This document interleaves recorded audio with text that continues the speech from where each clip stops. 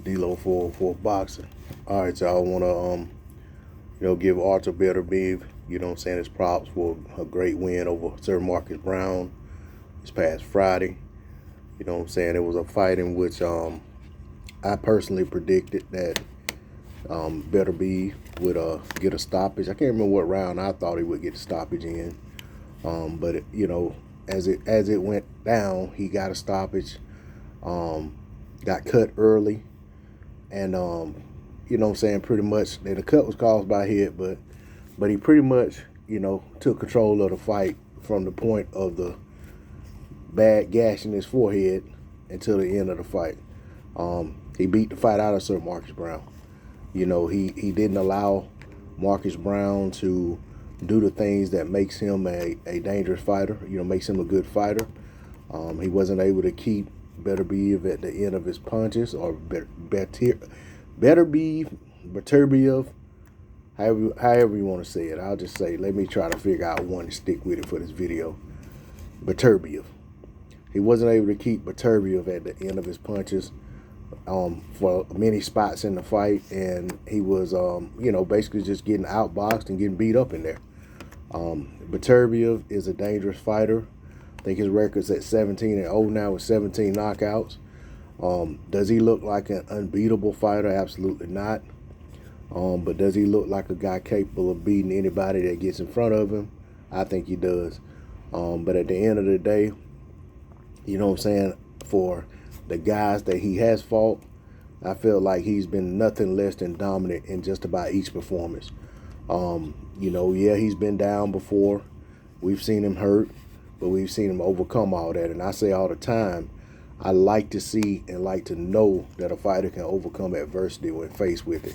And in every instance where I've seen Beterbiev have to deal with adversity, I've seen him overcome it in dramatic fashion, where he looked outstanding on the back end of the fight. So, there's Bivol out there as one of the other champions at 175, and you got Joe Smith Jr. holding the other title, So I'm eager to see if we're going to get unifications at 175 between the rest of the guys. I know Beterbiev is already unified, but Joe Smith Jr. and Bivol, coincidentally, they've already fought, and Bivol beat Joe Smith Jr. a couple years ago. There was always action for Beterbiev and Joe Smith Jr. to fight, but that fight has been, if I'm not mistaken, I think they've canceled that fight twice. I know that fight has been kicked around and talked about happening on multiple occasions, and it never seems to be able to get over the line.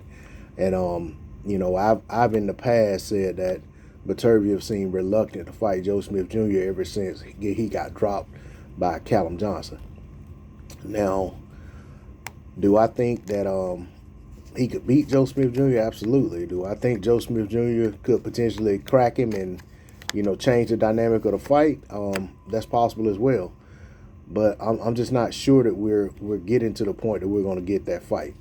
Zurdo Ramirez is up there at 175 making noise. He's saying he wants to mix it up with the champions. So I'm eager to see how that fight, if that fight can manifest, and become a reality.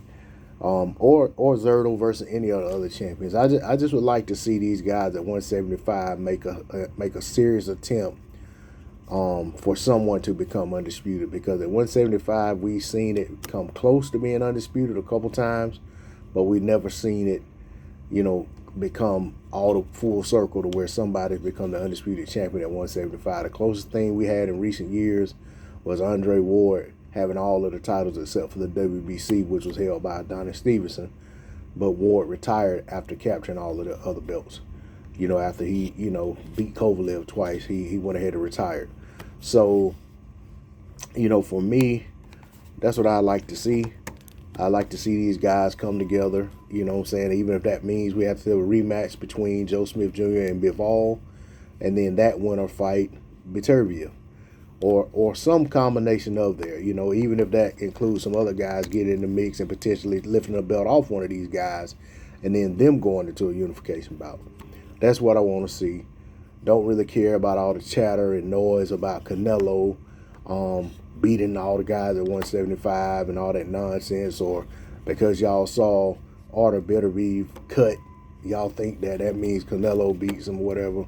Man, if Canelo felt that way, he'd have went up there and fought those guys. Instead, he'd have fought, if he could dominate 175, he'd have fought Zerto, first of all, when he was at 168.